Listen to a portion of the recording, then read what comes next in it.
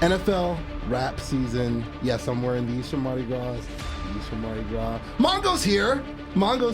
Hey, I'm not from Mardi Gras, but I'm excited to be here. We're wrapping the NFL season, episode 39 of the U-Goboy podcast. Sports Talk, U-Goboy Mongo. Let's get it. You go, boy. Whoa. Hey, this a vibe, nigga. Whoa. Woo. Secure the bag, I need more.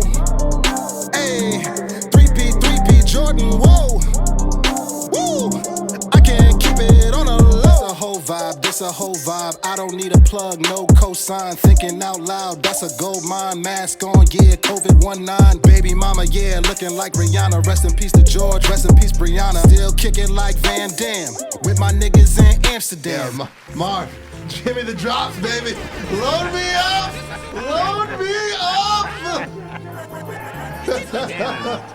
You love to see it? Yes. Did you miss the drops? I missed the drops. I miss them. I always miss them. I leave and I go, I wanted more. I do not get my fill. I leave the buffet unhappy sometimes. Exactly. They're part of my life now. It's your boy! You go, boy! You go, boy. Yes. And by the way, it's Mongo! What's up, everybody? Yes, Sirski. Episode 39, Sports Talk of the U-Goboy podcast, live from Bravery Studios in lovely Garfield, New Jersey. We got the marvelous one, Perdomo, on the boards, as always. Marvelous. Couple more marvelous. Why not? Respect yourself. We just celebrated this guy's birthday live here at Bravery Studios. I celebrated mine in Mardi Gras in NOLA. But this guy's over here, top mine by 1,000,000,000%. I mean, it was a freaking movie. But if you're wondering where I'm wearing these glasses, again, I got these from NOLA. I'm wearing these pretty much all episode. I might take them off here and there when I want to get serious. But before we start, round of applause for all the subscribers, all channels, U-Goboy88 on all the socials. You know the deal. Go stream U-Goboy music. As always, again, you see this face. You see that face. It's time for some sports talk. We got to wrap up the NFL season. We're not in the Courage room today. We're in the Valor room because we're going to get a little intimate here. A little Barry White, grown and sexy tonight. It's a lot of beard action. You ready for that, Mongo? I heard beard action and I came running. Yes. So once again, round of applause one more time. We're live from Bravery Studios. So again, subscribers, all the channels. Thank you guys. You guys have blown up the show. Clips on all the socials, all that good stuff. So, Mongo, the Super Bowl happened. It happened the way we kind of called it. I mean, if it was scripted, might have been. If it was scripted. If it was scripted. The Chiefs' kingdom reigns. Patrick Mahomes. Round of applause for Patty Mahomes. Patty Mahomes, the Michael Jordan of the NFL. Can I get a CM Punk tell me when I'm telling lies? Get those going. Get them going. Tell me when I'm telling lies. I mean, I said it weeks ago, and there was a bunch of people like on the shorts and on the TikToks that were giving me a hard time, and I'm like, well, he did it again, so I guess I wasn't that off. But anyway, Chiefs win it again. Back-to-back Super Bowl champions. The first back-to-back champion, I think, in 19 years, I believe. It's been a while for sure. Since the Patriots did it. Pre-Spygate, who knows, or post-Spygate, who knows. But Chiefs go back-to-back. How did they do it in that game? What are the main storylines that you took from it from the Chiefs' perspective or the 49ers' perspective? It's almost unfair because what Kansas City has done here is amazing, and we'll talk about them in a second. But the first half there is more about San Francisco than Kansas City. And this is what Howard Cosell always used to say. My dad taught me this, so shout out to him as well. But it's effectively a variation of if you're going to hit the king, you better kill the king, right? Facts. If you are out there throwing haymakers and you're not knocking out the champ, you don't have a shot. And so when I called in to Yobi Sports last week, I told you this. If this game was even remotely close at halftime, San Francisco had no chance. Facts. They played a very normal first half. That was the most vanilla stereotypical Super Bowl you could possibly have. Facts. And San Fran couldn't do that. We knew they couldn't. We talked about it last week. We talked about it. We knew they couldn't do that. Verbatim. And so, I think Kansas City did a great job of just hanging in there in the first. And to me, the first key moment of the game is when Chris Jones calls that defense meeting on the sideline. Facts. Tell me when I'm telling lies. Facts. That is absolutely. It had nothing to do with what was going on. Most of the game had nothing to do with what was going on the field. To be honest, it was just 52 guys running around out there for a lot of it, because the only guy who actually came out looking better than when he went in was Patrick Mahomes, who we already knew was great, right? Yeah. Especially on Kansas City side, it looked like Patrick Mahomes and 52 guys who were being carried by Patrick Mahomes. Pretty much. Chris Jones calling that meeting and Andy Reid not reacting to Travis Kelce throwing his fun little temper tantrum, I think were the two big plays for Kansas City in the first half. And it's ironic that they had nothing to do with the field, but surviving that storm in the first was important. Like the video, subscribe to the channel. Give me 10 Ric Flair woos. Like I need to feel like Rick is in the building. There we go. Oh man, and can we cue up that new Don Lemon drop from Hey, let me get a Don Lemon. Shout out to Joe Beningo. Oh, Joe Beningo, we love you. Oh my gosh, Joe. He's on the most recent episode of Yo BTV Sports. Go check that out. He recapped the Super Bowl with me and my main man Jason Enrique. So love you, Jason. Love you, Jay. Love you, Jay. And speaking of Yo BTV Sports, shout out to our sponsors. We've got 2 of them now for this episode and for episodes moving forward. New York Posse. You see the hat over there. I'm not gonna reach over. I'll even add it on the graphics, as well as Things Galore at Etsy. My brother's AI-inspired art company. He's hurting as a 49er fan. Sorry, not sorry, but he'll get over it. Savage. Give me another one of those savages. Savage. But no, man, you hit the. We talked about this.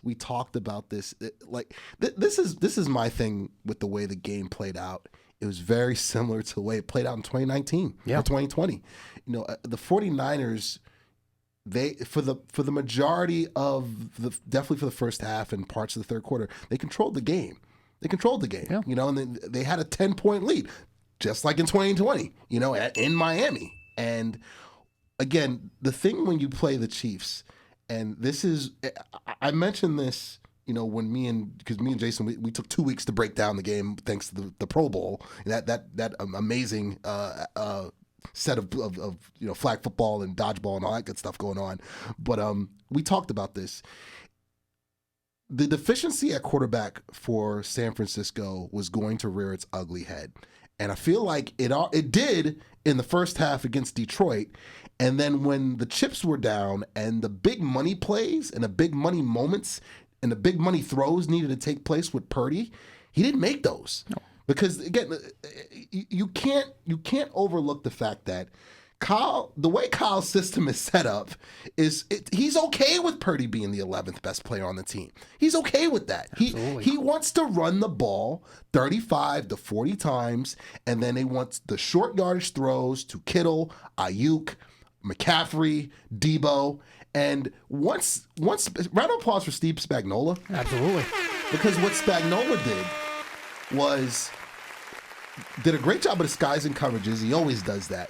But in the key money possessions and the key money plays, they were just playing man coverage. Yeah. I watched the All-22 the next day, and I watched a bunch of the breakdowns.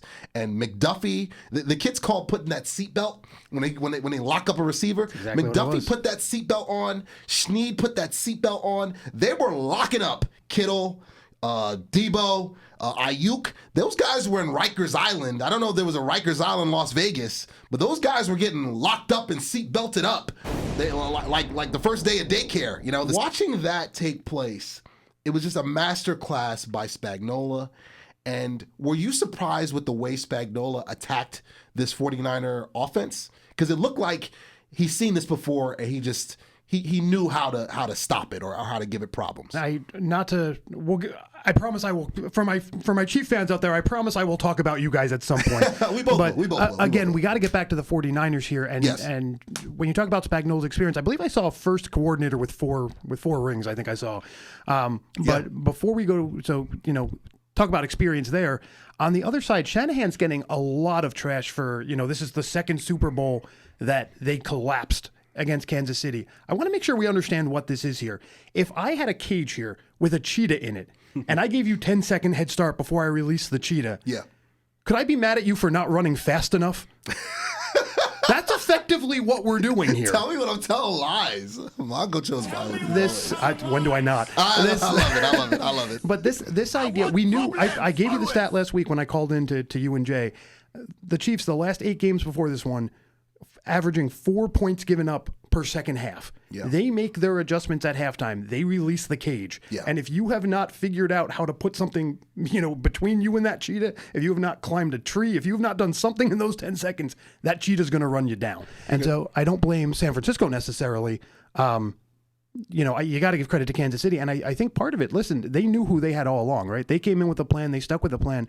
But, guys like Mike Purnell, coming out of nowhere. It was a team effort from start to finish. And, I think, you really have to give Spagnuolo credit for knowing who his guys are.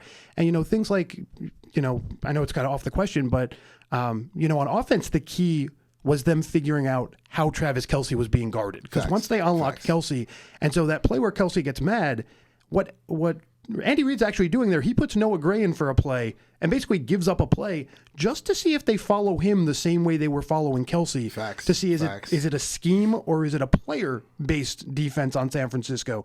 And so Kansas City all along, I feel like they were playing chess while San Francisco was playing checkers, and it goes back to what you were saying. Shanahan is always just looking to keep the ball moving, just keep everything rolling.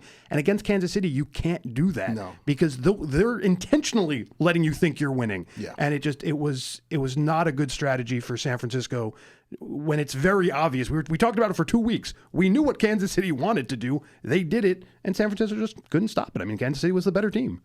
Tell me when I'm telling lies. Like the video, subscribe to the channel. We are wrapping up the NFL season here on the U-Goboy podcast, live from Bravery Studios, Sports Talk. By the way, grab the merch. We're merched out. We got the hoodies. You know what I mean? We got the hats. The dad hats, you can only get those at Bravery Studios, but we're going to try to make those available eventually online. But the hoodies are available in the link below. So grab that merch. I'll get you off guard here real quick because we're in the sexy lounge here. I got the he's got the throwback. I got your old school one here. Caught you off guard with that one. Yo, you can only get that at live shows. I only got like 5 of those left in the car in the trunk. So, but you love to see it. But let's stay on the game here. There's so many storylines. Round of applause for all these unsung heroes, quote unquote. Absolutely. Because this, you know me, we talk about this in detail ad nauseum about team building. And Brett Veach is so good at his job. Brett Veach is who everyone thinks Howie Roseman is. That's a great way to put that. I'm actually very okay with that. Give me 10 savages and tell me when I'm telling lies. Okay?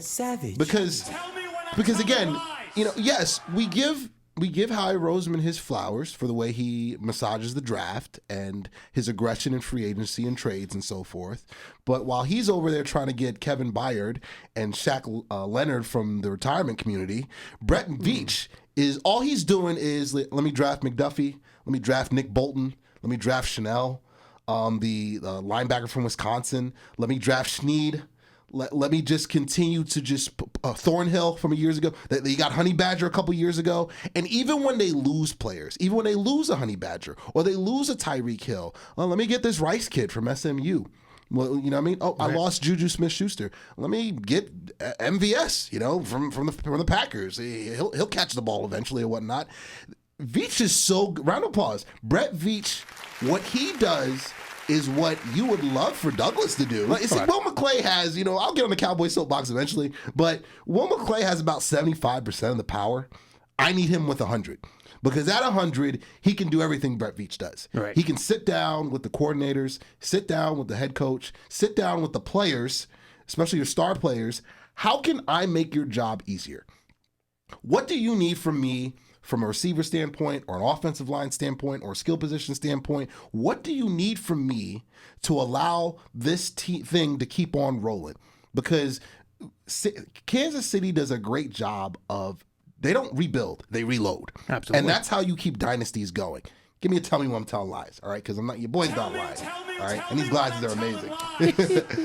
So my question to you is, flipping back over to San Francisco, I said this on Yo TV Sports. Go check out that episode with Joe Beningo.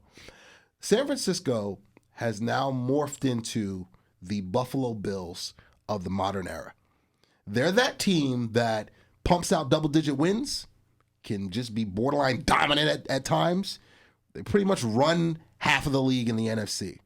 But they get to that Super Bowl, and they knock on that door. And sometimes they even crack it open.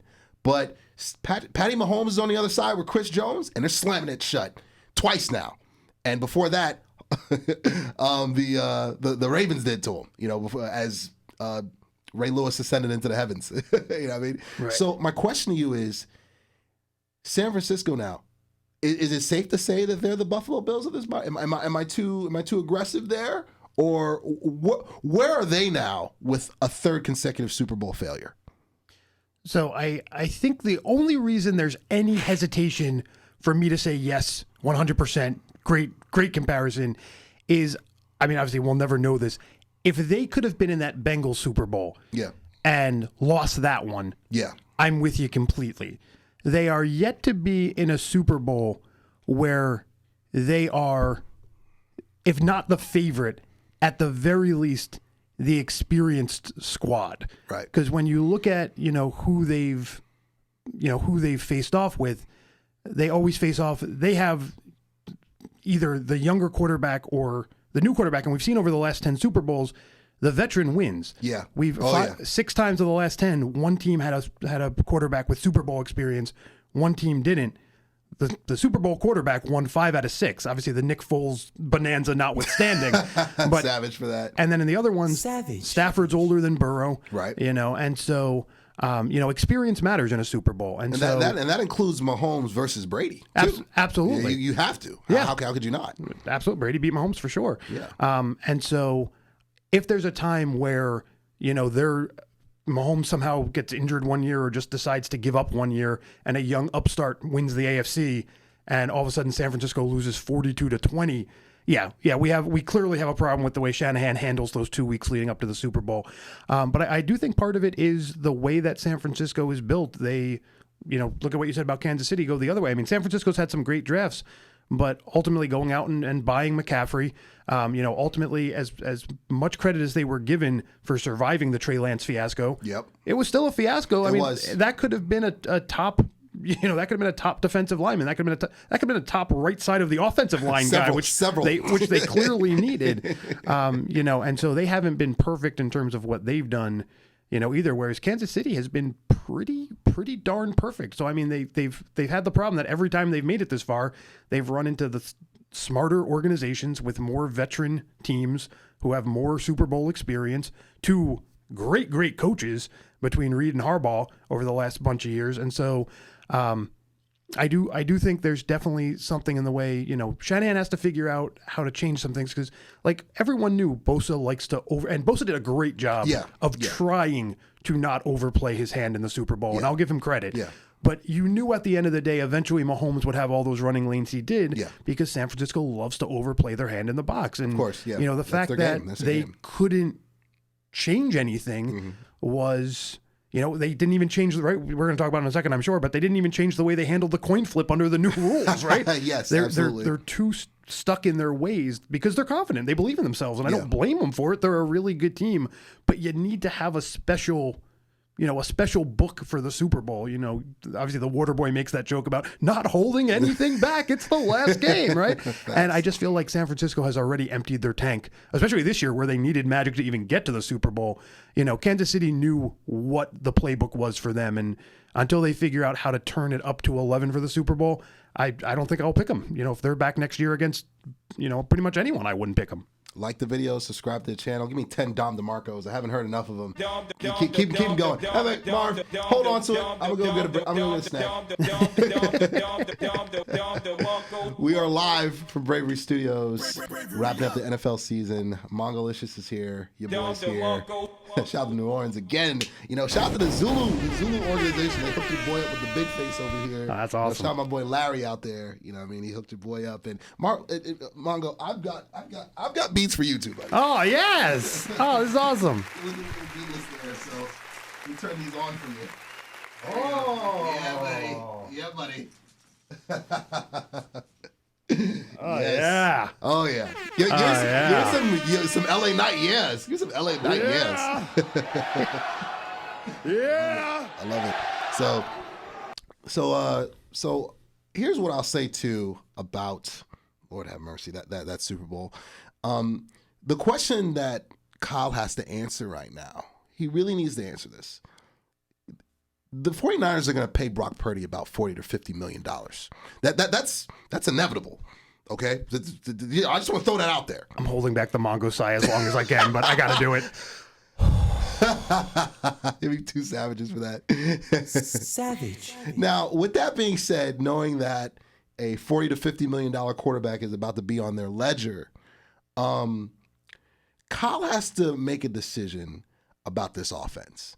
Because as currently constructed, and with the running back position not being 1995 anymore with Emmitt Smith and Barry Sanders, those days, I believe they've got about 3 to 4 years more of prime Christian McCaffrey at this level. You know what I mean? And that's being generous. I was going to say the exact same thing. That's being generous. 100%. 3 to 4 is really possibly 2 to 3 ? With that being said, and the fact that Debo and Kittle and Ayuk very well might leave in free agency. There's no guarantee. We'll find that out once we get to the free agency and the super draft shows down the pipeline. Kyle needs to make a decision that, knowing that you've lost the Super Bowl twice now with a deficiency at the quarterback position. That's a big reason. It's a big reason why they lost with Garoppolo, and it's a big reason why they lost with Purdy. And I'm not saying Purdy was terrible or awful in this game. Was he better than what Garoppolo would have given him? Okay, I'll give him that. I can say that. He was pretty solid in that sense. However, he's still the 11th best, most important player on your team going into a championship for all the marbles moment. Is he going to modify the offense and elevate Purdy's responsibilities? Maybe when I send you to the line of scrimmage, I'm going to give you 3 or 4 plays. That's what Patty Mahomes has. That's what Dak Prescott has. That's what Josh Allen has. That's what Burrow has. All the high-end quarterbacks that especially took that next step statistically this season, they have those responsibilities. They don't have 2 plays. Tell me when I'm telling lies, all right? Tell me when I'm telling Mahomes has about 3 or 4 options when he gets to the line. Same with Dak, same with Burrow, same with Lamar, same with all the top-tier quarterbacks. Purdy has 1. You're either going to hand this off to McCaffrey, or you're going to dump this off short to one of the Yak boys, right. Kittle, Ayuk, or McCaffrey, or Debo. I don't think that's good enough to win a Super Bowl. That's me personally, because fool me once, shame on me, or whatever the saying is, all right? Right. But is Kyle going to have that conversation, that deep dive conversation? Because to me, as currently constructed, I don't see them winning a Super Bowl. I think it needs to change with Purdy. What are your thoughts? Let me. Sorry if the mic doesn't pick this up, but I want to make sure I look right at the camera when I remind everybody of this. Jawan Jennings threw a touchdown. 10 savages, 10 of them. Savage. Brock Purdy, meanwhile, lower rating than Mahomes in this one. And I get it. You're comparing him to a great, but yes. Lower rating, lower completion percentage, less touchdowns, less yards. Yes. So if you're not going to put him toe-to-toe with the other team, and other guys on the team can do what he's supposed to do, why are you paying this man? 10 savages, 10 of them. Savage. Find your next Mr. Irrelevant. If supposedly anyone can do it, let anyone do it. I do not understand on what planet it makes sense to pay him. I don't. And it's no fault of his. He happens to be on the one team that can get away with it. Yeah. It's more of a compliment to Shanahan than an insult to Purdy. I mean, to be quite honest. Yo, give me 2 tell me what I'm telling lies, man. It makes zero sense to me. And to what you said, I'll go even one step further. I think it was on the Key McDuffie sack. It was someone in the secondary had a huge sack somewhere in the second half. And when you break it down, what you realize is not only does Purdy not particularly have plan B and plan C, he's not even the guy calling out the pressure. No. It's Jake Brendel up there. Yes. And so before we even talk about where does Purdy stack on the list of guys to ever manage a Super Bowl? Where does Jake Brendel stack on the list of guys to ever play in a Super Bowl? You're going to tell me I'm telling lies, man. He's last. Sorry, if you're Googling right now, what's a Jake Brendel? I'll give you a hint. He's last on whatever list I just told you to look up. But that's a problem, right? If you're going to pay your quarterback at all, you should be paying him to, even if he's your game manager, because that's your style, he should be managing the entire game. Facts. If you're going to pay him 10 times more than any game manager to ever play the game, what are you paying him for? What is he doing? He's literally, like you said, he's either handing the ball off or getting rid of it before he could cause trouble. But in a world where they needed a knockout blow against Mahomes, and again, if you were playing Joe Burrow, maybe you don't need that. Maybe you wait until, or Allen, maybe you wait until one of them makes the mistake they've shown themselves to make. But even Mahomes, when he threw that pick, you were like, well, that's going to mean nothing in the grand scheme of things. He doesn't care. That's not how he operates. He's a different human being. You need somebody who can go blow for blow with Patrick Mahomes, and that's not Purdy. And if you want to live in a world right now where you're saying, oh, well, let's just do our thing and hope we don't run into, Patrick Mahomes, statistically, that's a dumb idea. You've learned that the statistics say Mahomes is going to be there more often than not. Like the video, subscribe to the channel. We're wrapping the NFL season. This is from the Zulu tribe. That's from the Orpheus tribe, I believe. Oh, this is awesome. I love this. Shout out to NOLA. Shout out to Mardi Gras. Marvelous is on the boards. Come Love on. to see it. Marvelous. Yeah, I mean, just keeping it right there, man. I get it. This is what I was trying to break down to my brother, to other 49er fans, members of the faithful. I get it. You guys have a well-oiled machine, and that's great. That's great. You guys have built an NFC championship dynasty, all right, or an NFC West dynasty. That's great. But you're not going to win Super Bowls until you have a quarterback in place that understands moments. That's what the Super Bowl is about. That's what the tournament and that's what the playoffs are about. Moments. There's a reason why Mahomes has been to 4 of these things now and won 3 of them. Because in the key moments, he steps up and he shows up. All right. He makes those plays. The way the 49ers or the Avengers are constructed, it's not about the quarterback making those moments or having those moments. It's about Debo having moments. It's about McCaffrey having moments. It's about Jawan Jennings having moments. It's about everybody else. It's about the defense. It's about and the second Greenlaw goes down, everything changes for the defense. Now Fred Warner's job becomes more difficult. That was wild too. It was wild, especially crazy. Oh my God! Talk about freak injury. Yeah, guy was just getting into the game. But again, they are great at roster building in a certain way to get elite talent on every level. But again, they don't care about the quarterback position, man. We've been saying that it's not important to them. And I'll double down on that. Okay. Because if you were a fan of any NBA team, pretty much, Western NBA team in the 90s. So if you're a Jazz fan, if you're a Spurs fan pre-1998, if you're a Rockets fan, obviously take away those 2 years, but you get my point here. Suns fan. Yeah. Look at this is Malone. This is Olajuwon. This is Barkley. Sean Kemp with Seattle. These are all guys winning 60 games a year. Well-oiled machine teams, but at the end of the day, the best player in the league was a shooting guard. Yep. With all due respect to the Thunder Dans of the world, those teams did not have elite, earth-breaking shooting guards. True. So they were not going to match up well with the Bulls, no matter if they won 60 games, 65 games, 70 games. It didn't matter. Right now, obviously, in basketball, you got LeBron, so you either have a forward that can guard him or you have no chance. Right. That's not the case in football. No. You either have a quarterback or you don't. It's very, very rare that has proven itself to not be the case. And, even in the Trent Dilfers of the world, and we all know them. Yeah. They've been Brad Johnsons. Right. They've had elite defenses, but even more importantly, they've had game-changing defenses. And San Francisco, albeit a really, really good defense, was not a defense that you thought was going to drop, there's going to be 10 points off turnovers in this game. Yeah. You thought they could hold Kansas City for as long as they did and give, San Francisco a chance to get more points on the board, which they just couldn't do.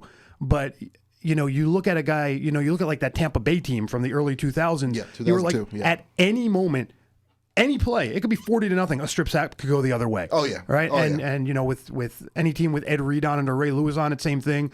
This team just and no offense, these are great, excellent. Bosa, great player. Yeah. I mean, Greenlaw, great player. Warner, you name them, they're all very good players. But there's nobody who is absolute, first ballot Hall of Fame elite defensive player like so many of those other, quarterback, great defense teams we talk about. So it's the same mold, but it's not the same exact formula. Yeah. Like the video, subscribe to the channel. Again, we are wrapping the NFL season here on not Yo BTV Sports. That's every Wednesday or every other Wednesday on the U-Goboy podcast live from Bravery Studios. You go, boy. I think it's about that time for a pipe bomb. All right, here we It's go. about that time for a pipe bomb. Give me 10 of those, Marv. I'm taking the love shades off because love is not here. It's not here whatsoever. Let me put my specs back on. My Ferragamos. Give me 10 Ric Flairs. I feel like Ric Flair wearing these joints. You've been hoodwinked. Yeah, totally. Look like Oh my God, I missed you, buddy. I'm so happy to be back. Hell yeah. Oh man.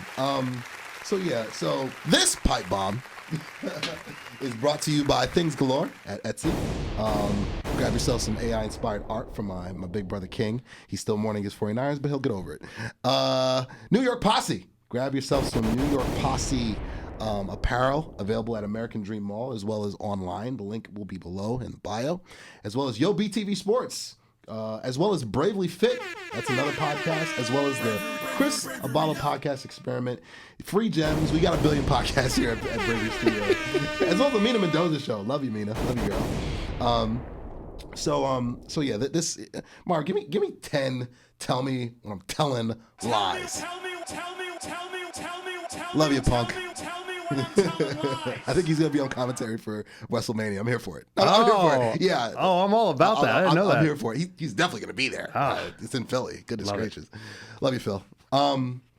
Yeah. So I mentioned this in a few episodes ago, and on Yo BTV Sports and on other shows that I was invited on, that Jerry Jones is going with his all-in spiel. All Jera. Classic Jera. Classic Jera. Arkansas's guys, man. Now, there's a report that surfaced today, I don't know if you saw it, that the cap has a possibility of going up to $250 million. Ooh, I did not see that. So, yeah, inflation is a good thing, I guess. All right, I'll take that. So, that's good news for teams that understand the cap and know how to work it. My thing with the Cowboys is we're going to, and I said this to Joe Beningo to his face. Love you, Joe. Love you, Joe. And he agreed with me. We're going to find out in this offseason, we're going to find out if the Cowboys have learned their lesson. Because the Gilmore trade, 2 thumbs up. The Brandon Cooks trade, 2 thumbs up. But you know what's 2 thumbs down? The way they approached the linebacker position. All right, now Dan Quinn, round of applause for Dan Quinn. He took the Washington Commodores job with Lionel Richie. And so congratulations, they're going on tour all night long, all that good stuff. He might be the first guy to not survive to week 3. They may just fold that team. They may just start 0-3 and say, "We'll take the first pick in the next year. Don't wait on us." Actually, in my Madden franchise now, they actually hire Dan Quinn, and I think they're currently like 2-13 or something. Yeah, that feels right. So it's he's savage. Madden predicted it. Nothing about that. From the coordinators they've brought in to everything else, they look like they're actively major leaguing. I'm stunned if you don't hear they're attempting to move. They're moving to Miami at the end of the season. I'm here for it. I'm definitely here for it. They're in my division. So with that being said, and I love what Dan did for our defense. Mike Nolan had us looking like the Dave Campo years. Historically awful defense. Right. And he had us in the top 10, but what he didn't have is sufficient plans at linebacker because your plan coming into the regular season can't be for Marquise Bell and Jaron Kearse to be your starting linebackers. Right. That's not going to work. And in that playoff game, Aaron Jones, I don't know if you know this, Aaron Jones is still running at the Metroplex in Arlington as we speak right now. I believe that. That Still sounds running. right. Just like C.J. Anderson is still running in Los Angeles from that 2019 playoff game with the Rams against the Cowboys.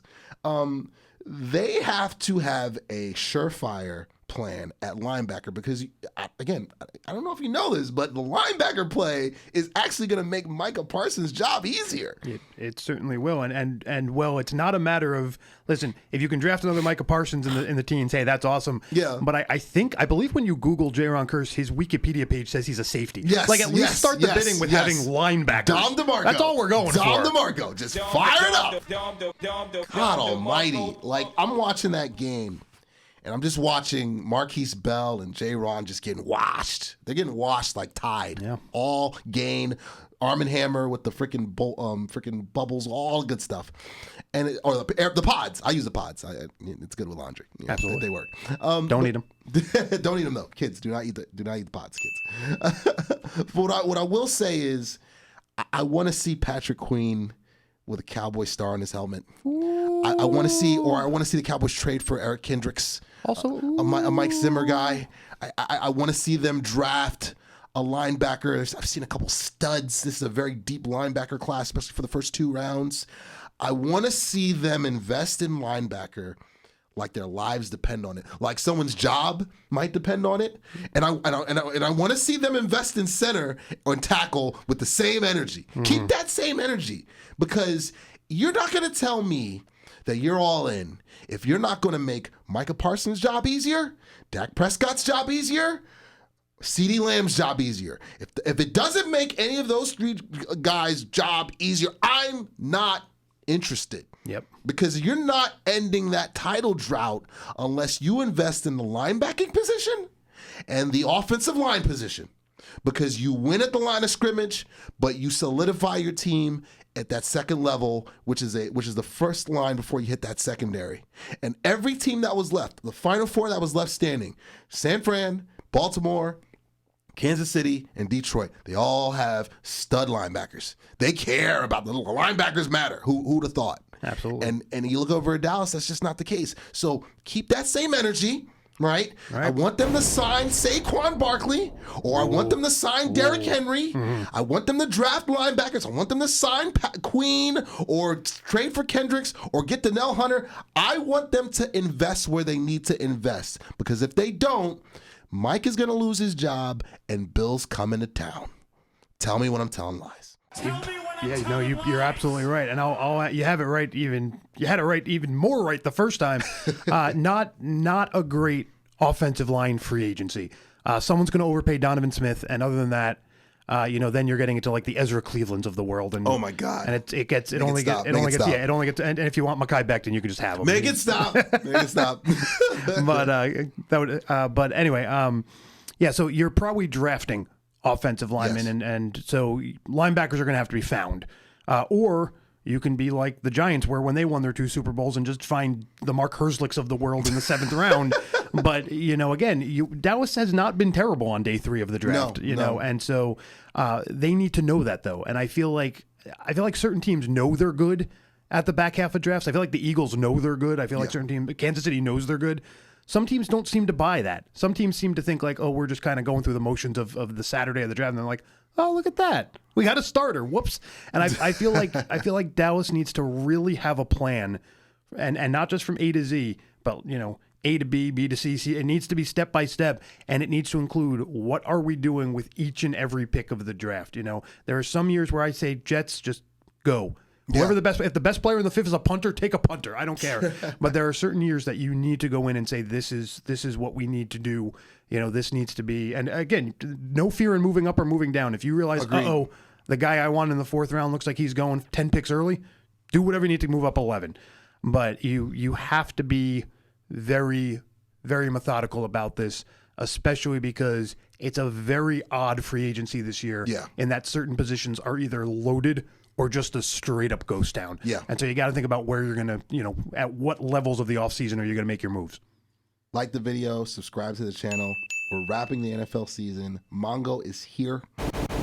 U-Goboy is here. U-Goboy. Marvelous is here. Birthday boy. The beads are here. The merch is here, and the belt is here, of course. Yeah. So yeah, let's transition over to your Jets. Your J. Can I get JTS Jets? Is that back there? No, I don't want it. You don't need to. I noticed. I didn't ask for the. How about the Cowboys? Marv's not playing it. It is locked away. It is locked away. It is forbidden. I forbade it on this show, like freaking King Joffy Joe. My son works. But your Jets.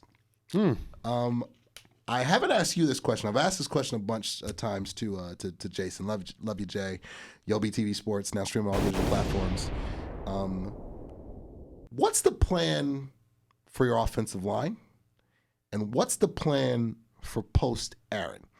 Because I don't think he's playing another 10 years. I'm just going out on a limb. On a limb. For sure. So my two questions, can you answer those for me? Go. I can, and I'm curious, Jay. This will be like the Newlywed Game. We'll see if we match or not. We'll, put my card there. The dry erase boards. I shout out to Colin down in Florida, one of our newest listeners, and I just said this to him the other day. I genuinely don't believe we have a plan for 2025 and beyond. That's terrible. I genuinely think awful. It's scorched earth. Once Aaron Rodgers retires, we will look around and go, not much worse than we were 8 years ago, right? It's not like we were terribly good, right? Give me 10 savages. Savage. We'll have a Ryan Fitzpatrick level quarterback, what's left of a once great defense, and an offensive line that was overpaid for. We'll be exactly where we were 10 years ago, 8 years ago, 12 years ago, 22 years ago. Nothing changed. It's the exact same thing. So who cares that we're all in on Aaron Rodgers? We're no worse for wear. So I think the strategy here is don't even worry. You know, everything, we're all in on 24, 25. Don't even worry. And so, things like, and I'll get to the O-line in a minute, but things like, I don't want to be the team that overpays Bryce Huff. I'm sorry. I think he's a very good player, but he was third this year in the league in basically matchups won. Yeah. He was ahead of both Bosa's. He was ahead of Aiden Hutchinson. But was that because he was being rotated in and he was fresh when he came in, or is he actually a stud? I don't want to be the one to overpay on that. And I definitely, in general, I don't want to overpay anybody. I'm okay with the team only having 20 guys under contract in 2026. And let's just, let's start from the ground up again. So that makes the O-line a little bit tough because, you are no one's going to buy in on a 1-year contract unless you go back and get Dwayne Brown again, because you get the vibe that he's going to kind of go with Aaron Rodgers.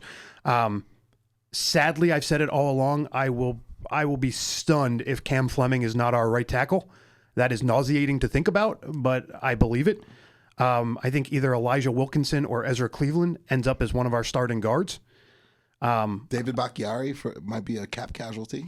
Can I interest you in that? I mean, you're going to, because unfortunately, by law, anyone who ever has played for the Packers is going to end up on this team next year. So I don't want it, but it'll happen.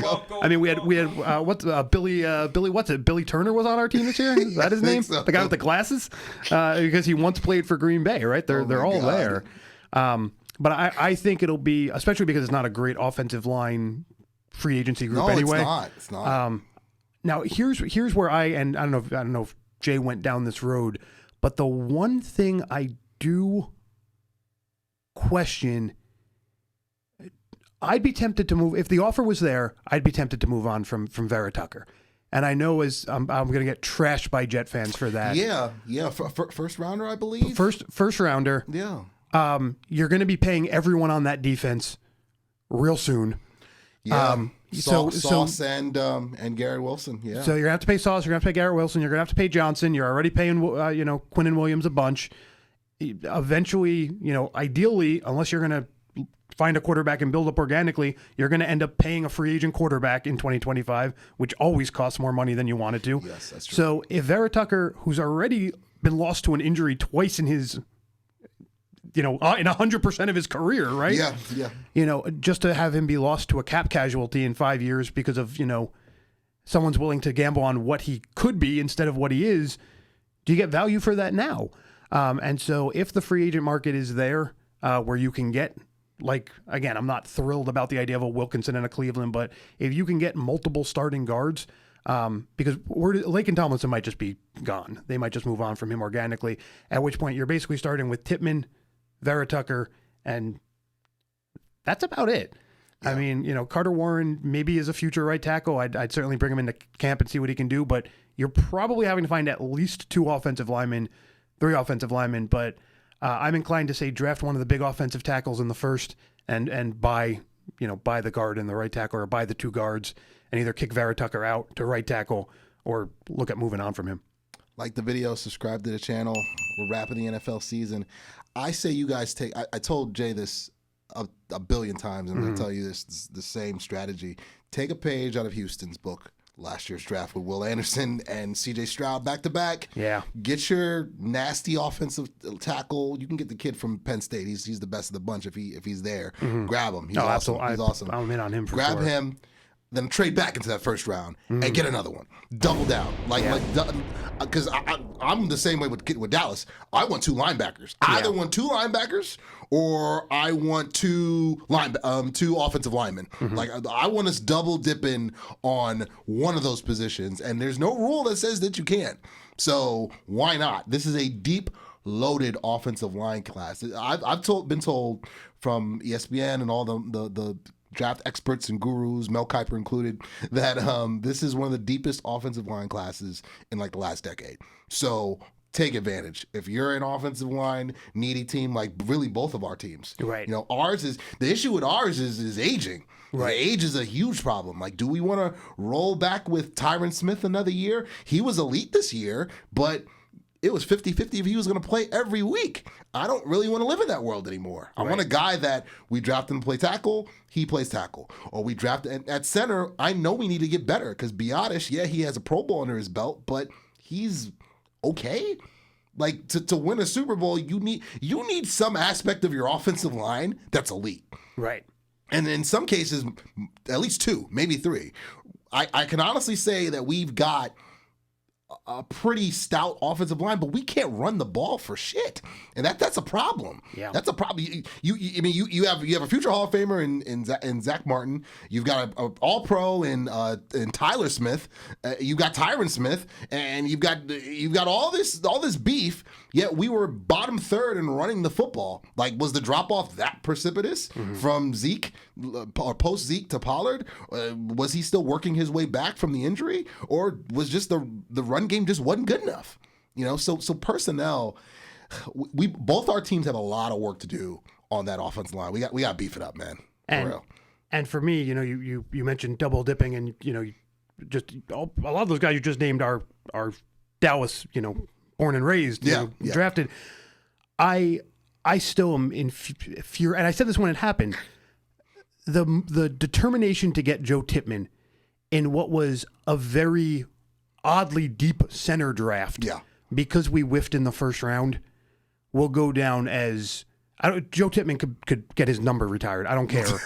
It is one of the all-time panic moves because Anton Harrison ends up going to Jacksonville like 26, 27. Even if you take him early and you get Fs across the board in your, in draft post, conferences, Jarrett Patterson ends up going in the 5th round. He's Houston's starting center day 1 every game until he gets, until he ends up getting injured. Yeah, Notre Dame kid, right? But you could have had Harrison and Patterson 1st and 5th round. You could have had 2, and Harrison had some struggles on Jacksonville's line, but he was a starter. Yeah. You could have had 2 starting linemen. You found Warren in the 4th. He's proven himself to be at least vying for a starting job this year. Vera Tucker, 4/5 of your line could have been homegrown talent that was drafted in the first 4 rounds of the last 2, first 5 rounds of the last 2 drafts. Yeah, and you guys cut Moses, and Moses started, I believe, for the Ravens. Yeah, the whole year. Yeah, no, we have been pretty terrible. To be, that's breaking news. Jets bad at something. I mean, we're it's not like we're breaking any news here, but you need to start with the fact that the defensive line is really, really good. Yeah. Everything else should be fair game. Because even a couple of the cornerbacks are free agents. I mean, you have room to grow everywhere. So look at the draft and say, what makes sense at this moment. And definitely the last thing you can do, you go from Will McDonald, best player available, to Joe Tippmann, need. You got to go in with a strategy, and you got to stick with that strategy because that was absolutely, absolutely brutal, that draft, the way they handled that last year. If they do that again, not a chance. Oh, man. Like the video, subscribe to the channel. especially with A-Rod coming back, right? Aren't you hyped? I mean, either way. I mean, and I will say this real quick. The idea of buying back into the first round, other than those first three quarterbacks, if you buy back in, if let's say you end up taking like Bo Nix at 28 or something like that, or something of that nature, something nonsensical, or some quarterback, I'm not even mad about that idea because any of the quarterbacks who aren't the big three, in my opinion, will take a couple years. And so if they sit behind Rodgers for a year, stink to high heck in 2025. Well, it's going to be sort of a backdoor way to get there, but you're still going to end up taking the top offensive tackle or the top, you're still going to end up with the number 1 pick in the 2026 draft, and you'll basically add a second offensive line first rounder that way. So it's an odd way to get there, but there's no harm in it. I've already, and I'm sorry, Jet fans, and sorry, Jay, I know you're going to hate this. Joe Beningo, you might come blasting through this couch like the Kool-Aid man when you hear this. But I've already. What a disaster. I've already accepted the fact that the Jets are a heavy, heavy favorite to have the first pick in the 2026 draft. Oh wow! I've breaking news there. And well, it's breaking news in the sense that defense is so good that if they don't have Zach Wilson going backwards, they could conceptually win games 6-3 in in December of 2025. But no, I hope by that point, either in one of the next two drafts they draft a young guy. Let him go through his growing pains, stink for a couple years, who cares? Get a couple O-linemen in front of him. The rest of that defense, you're going to have to pay everybody. I get that. And so you're going to have some casualties along the way. But, that team is built, that defense is built to last. That offense is built to have to be built piece by piece. So take your time. Do not, the worst case, let's say Kirk Cousins somehow locks onto a 1-year deal this year. Whether they, God forbid, they franchise him, which wouldn't even make sense. But he takes a 1-year prove it deal somewhere because he wants to prove he's healthy. Yeah. And so when Rodgers retires, Cousins is now a free agent, and they think they're in win now mode. So they go out and they pay Kirk Cousins for 3 years or something like that. That would be worst case scenario. At this point, I'd rather not have a quarterback 1 year from today than the being told that we're going to go out and spend on somebody after Aaron Rodgers. That to me makes no sense. Like the video, subscribe to the channel. We'll keep it rolling here in terms of the draft. Let's just focus on round 1. Okay. Again, I believe it's a foregone conclusion. Caleb goes to Chicago. Mm-hmm. And then again, if Atlanta has half a brain with Raheem Morris, get on the phone and grab Fields. Right. I want to see Fields in that offense with all these stars. I want to see. Now, if he sucks, then I'll give it up. Right. But you very well could have him at Ohio State all over again. For sure. Kyle Pitts, Drake London, Bijan Robinson. Tell me when I'm telling lies. It looks like a baby Avengers to me. You know what I mean? Especially from the offensive standpoint. Atlanta needs to get on the phone and make that trade happen. He's from Atlanta. It's homecoming. Right. Make it happen. Caleb goes to Chicago. They're calling Drake May the second coming of Jesus Christ. I see Mitchell Trubisky 2.0. That's what I see. You lump all these North Carolina, you put Philip Rivers in that category one time too. It's all the guys who went to NC and NC State. You just consider one human being. Listen, I haven't watched this. I've just watched tape on him, and I've just watched mechanics, and I've done my side-by-side comparison with him and Mr. Mitchell, and I see the same guy. I'm praying that Washington Commodores with Lionel Richie take him. It feels so right, doesn't it? Oh my gosh, it just feels so right for the whoever the bust of end of this draft ends up being belongs in Washington. 1,000%. It just feels so right. 1,000%. That team is so busted right now. But the wild card here with Daniels, he's the least talked about Heisman Trophy winner. I don't know, since Eric Crouch, maybe. Yeah, he's up there. Chris Weinke, maybe. I mean, it's for sure. And it's partly because nobody expected Caleb Williams to look this mortal. Yeah. This year. Talk about a guy who took a step back. It made him the most famous and most infamous player, in this year's draft. And it's hard to talk about anyone else when one guy has both sides of the coin like that.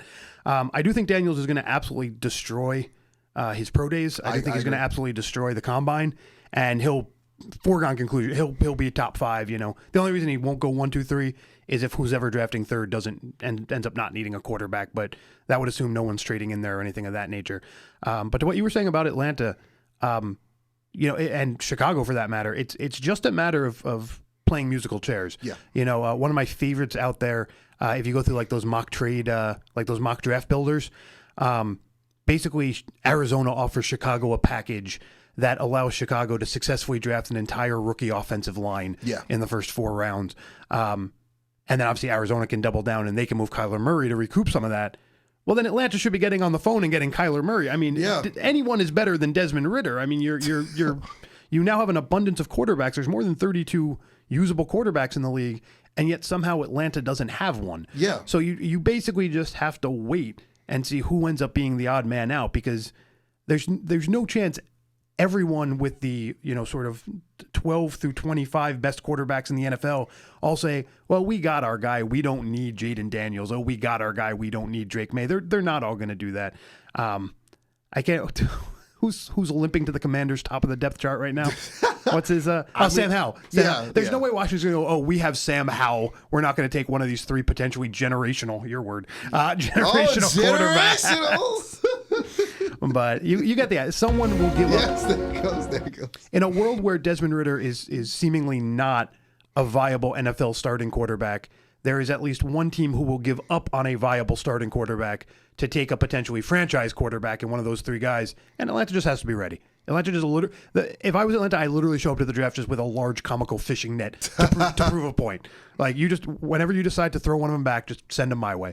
Because that's all Atlanta has. They have the easiest job of all this draft. Just take the odd man out. Oh, yeah. Or just, they could always run it back with Taylor Heineke. He could have a reunion in Washington or maybe come back to Atlanta. Can I interest you in that? As someone who bet on Atlanta every week last year, no, you cannot.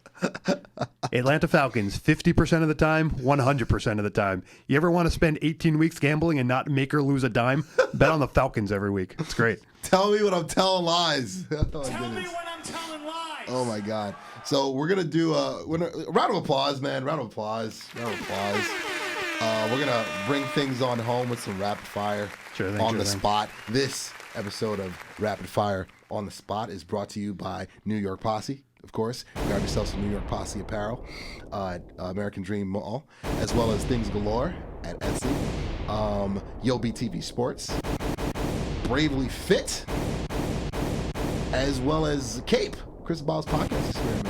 And last but not least, What Lives Here, my second movie. What Lives Here. Shout out to Troy Burbank and Ernie O'Donnell. That will premiere April 6th at Spodcastle Theaters or Cinemas. You got to be there, bro. You have to be there. I'm in. I love it. With the wife. I'll bring the wife too. Yes. So we'll do some quick rapid fire here to take it on home. Right. We'll go back and forth. Okay. All right. So this is all on the spot. All right. Yeah. I was not told we're doing this, so get ready for some improv at its finest. So, all right. My first question. Why did San Francisco not not screw up the coin toss? I was going to say, should I just end that? Should I just assume I know the end of that? So here's the thing. They said that they were planning. Their decision was they wanted the ball third. Yeah. Which is a bonkers strategy, but at least it's a strategy. I'll give them credit. Bananas. However, assuming that you believe in your team and you think your team can score a touchdown, you are implying that you are just assuming Kansas City is also going to score a touchdown. You're basically just accepting the fact that KC is going to put up 7. So you're saying we'll get 7, they'll get 7, then we can win with a field goal, which is a pretty defeatist attitude, especially when it came out that KC said if they got the ball first, they were going for 8. They were going for it anyway. Facts. So San Francisco's strategy was actually completely not usable and kind of defeatist when you think about it. But I do think it has to do with the fact, and they'll never say this, you can start the X-Files music anytime you want here, Marv. Play Marv. I do think it has to do with the fact who San Francisco has at quarterback, because at the end of the day, ask yourself this question: do you want to give Brock Purdy the ball in the Super Bowl, 1 possession to go, in a deficit, especially down 7? You don't. No. You want Purdy to have a clean slate where anything he can get you at least helps. Facts. And so I think if Brock, and this is where I think more than anything, if Brock Purdy was not their quarterback, they possibly do that different? Because let's say you have Joe Burrow, and I get that that's an extreme example, but do you believe Joe Burrow, cold as ice Joe Burrow, can go down the field and put up 8 if he had to? Yeah, yes. You at least believe he can. Oh, yeah. Do you believe there's a world where Brock Purdy can put up 8 on that Chiefs defense? Nope. Not a chance. They could have just gone to commercial early. They could have ended it. And so that's savage. That's where Savage. that comes from to me. I think they knew Brock Purdy needed to have a clean slate to be going there. All right, your turn. We get knocked down like 2 or 3 more. Who makes the Super Bowl next year? Which 2 teams? Whew. Well, I think Dak Prescott finishes the story. I set you up for that one. Oh yeah. I think it's the one that America, because America's team, they've been praying and salivating. ESPN has been they've been with the Jergens lotion and everything praying for this one. Cowboys Chiefs Super Bowl. It's the one we in need. New Orleans. Yep, It's definitely the one we need. Oh my God, I'll return to New Orleans for that one. Yeah. Yeah, and again, hometown kid. That's Dak's hometown, his home city. He's a Louisiana kid. I say he finishes the story and the Cowboys stop the three-peat of the Chiefs. Cowboys Chiefs. I'm calling it right now. Shooting my shot. Yahtzee. Well, that right Give there. me 5 Billy Yahtzees. 5 Billy Yahtzees. Oh. Love you, girl. Yahtzee. Oh, that's all good. You all know what it sounds like. You know what it sounds like. Just think it in your head. Yahtzee. You know what it is. Give me my Yahtzee. Give me mine. Yahtzee. All right, a couple more. Jets first round pick. One of the offensive tackles. I hope it's the guy from Penn State. I think it might end up being Alt, but I'm hoping it's the Penn State offensive tackle. But they definitely. I know Jay was team quarterback for a while. If you're gonna get one later. Offensive tackle for sure. All right, your turn. NFC team that missed the playoffs this year that makes the playoffs next year. Ooh. Oh man. Give me Minnesota. Oh. I say Minnesota. If they have half a brain, I say they go out and get. They go out and figure out a quarterback. Yeah, they're another team that can just wait with a net, right? They're in pretty good position to just say, oh, Arizona just drafted a QB. Arizona randomly went and got Daniels. Well, Kyler Murray. I mean, the nice thing about when you're fair, I mean, they were fairly successful this year, all things being equal, with 3 very, very different style quarterbacks. Technically 4 with some of those randos at the end. Yeah. But they know their team is fairly quarterback proof in that sense. Yes. It's not like, some teams, if you switch from a running to a standing quarterback, you're like, the whole team. I mean, look at what happened when Aaron Rodgers turned into Zach Wilson. Agreed. But Minnesota looks like they're fairly off, quarterback proof where they can just take best guy off the board for sure. Agreed. I'm right behind them, Atlanta. If Atlanta does the trade that they should do, if Atlanta has a quarterback, that's a pretty good choice. They're really a quarterback away from. In the South is terrible. It'll always be terrible. Next question. Who is the starting quarterback for the New York Giants? I think it ends up being someone they draft. I think they end up trading up and they go week 1 rookie. To be quite honest, I think they move on from Danny Dimes. I think they draft a quarterback hoping that Danny Dimes is their week 1 and they eventually switch out. And I think Danny Dimes just gets beat. Nice. Go for it. From your brain, not from your heart. Okay. Do the Jets make the playoffs next year? Yes. I feel like you guys want to make you don't have the number 1 defense in the league and tell me you're not a playoff team. Mm-hmm. Like you guys should have won a minimum of 11 games this year. You had that at 10 on the worst case. And I feel like if Joe Flacco would have got off his couch or Jacoby Brissett somehow would have made his way to you guys, I feel like with that defense, as dominant as it was, and the run game, Hall got better as the year went on. Right. I just feel like you guys had 10 wins in you. I saw it. So Rodgers healthy for a full season. You guys knock it out the ballpark in free agency and in the draft. I think 10 to 11 wins is very doable. Do you guys win the AFC East? No, I don't think. I don't think you guys are there. But you guys are playing on Super Wild Card Weekend, 100%. Yeah, I think Pittsburgh does not make. I think Pittsburgh is an anomaly. I don't think they make the playoffs next year. But you got to watch out for the Chargers. And so the question is, can the Jets be better than the Chargers? And if not, can a second team get knocked out? And this is where we'd have our angry Dolphins fans call in at this moment because that's who you're catching. If you're catching anyone, you're trying to catch the Dolphins out of the playoffs next year. In my opinion. All right, one more each. Yeah, go ahead. All right, so who wins the Super Bowl next year? Chiefs. Why would I not get? Who was the first person amongst any of your guests, amongst any of your shows, who was on the Chiefs bandwagon these playoffs? Do not tell me it was anyone other than me. Go tight on me real quick. Give me 5 Roman Reigns for this man, please, because he nailed it. He nailed it. Or tell me when I'm telling lies. We don't have. I was gonna say I'm getting a no from Bar back there. Or tell me when I'm telling lies. That works too. The man said you said they beat the Ravens. They beat the Ravens. You set us up a couple weeks ago with was a Ravens San Francisco repeat. I was the only one who said no. I had Chiefs over Ravens. You all picked the Bills the following week. I called in multiple times to multiple shows to tell you do not forget. And I'll tell you one more time right now. The Chiefs have experience. Most other teams don't, and that matters. And so until another team can figure it out, why would you go away from it? It's not God's honest truth. The man tells no lies. All right, bring it on home. Last question. Who finishes second in the NFC West next year? Ooh, I'm gonna go with the Rams. All right, I'm gonna go with the Rams. I think the Rams very well might win the division. Really? I have the Niners clinching by Halloween. By the way. It's gonna come down to health, and the 49ers are still one Trent Williams turned ankle away from a 4-game losing streak. That's very fair. That is not a deep O-line at all. Just saying. I mean, the Avengers are when fully assembled are the Avengers, but. Yeah. It's wonky, bro. They lose one of those guys, and they just don't know how to cope. They turn into I don't know what the opposite, the Suicide Squad. Savage. It gets ugly, man. It gets ugly.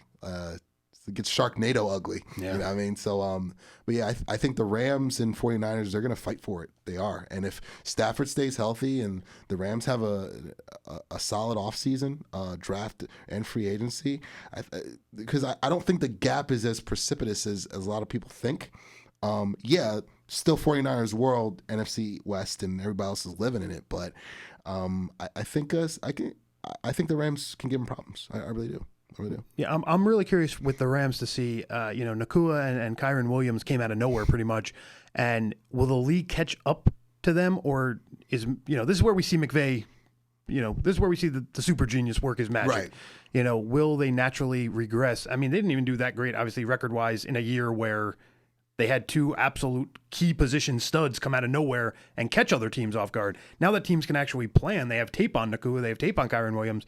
It'll be interesting to see can McVay keep that magic rolling, or are they going to take a step back?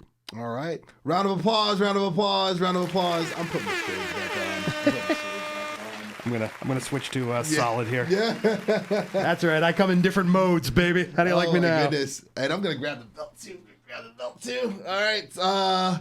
Round of applause one more time. Round of applause. We are wrapping the NFL season. What a year. What a year. The Jets will be in the playoffs next year.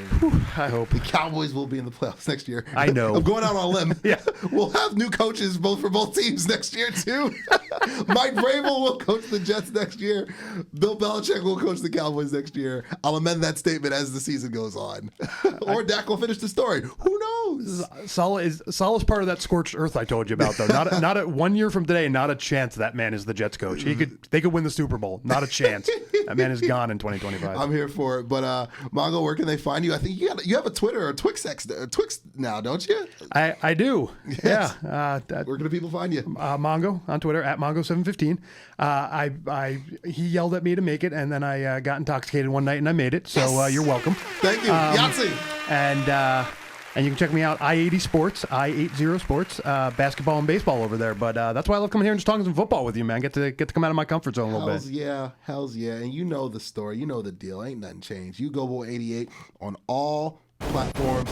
U-Goboy.com. That's the mothership. 2 YouTube channels. U-Goboy88. That's where the music is. We got a new video on the way, too. Run It Up. I just got the final cut today. Shot for A1 Vision.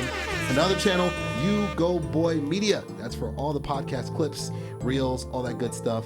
TikTok, Instagram, Facebook, all that good stuff. This is the belt. That's Mongo. Mars behind the boards. Woo! These glasses are from New Orleans. Beads are from New Orleans. Those beads are from New Orleans. And we love you guys. See you guys next week. See you guys whenever. Love you guys. Love everybody. Whoa.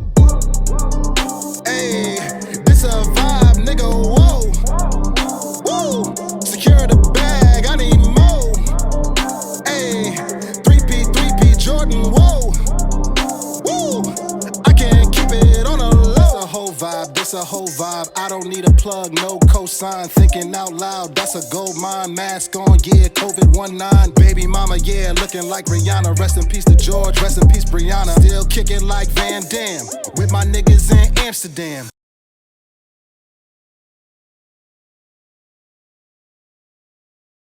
You go, boy. Yahtzee.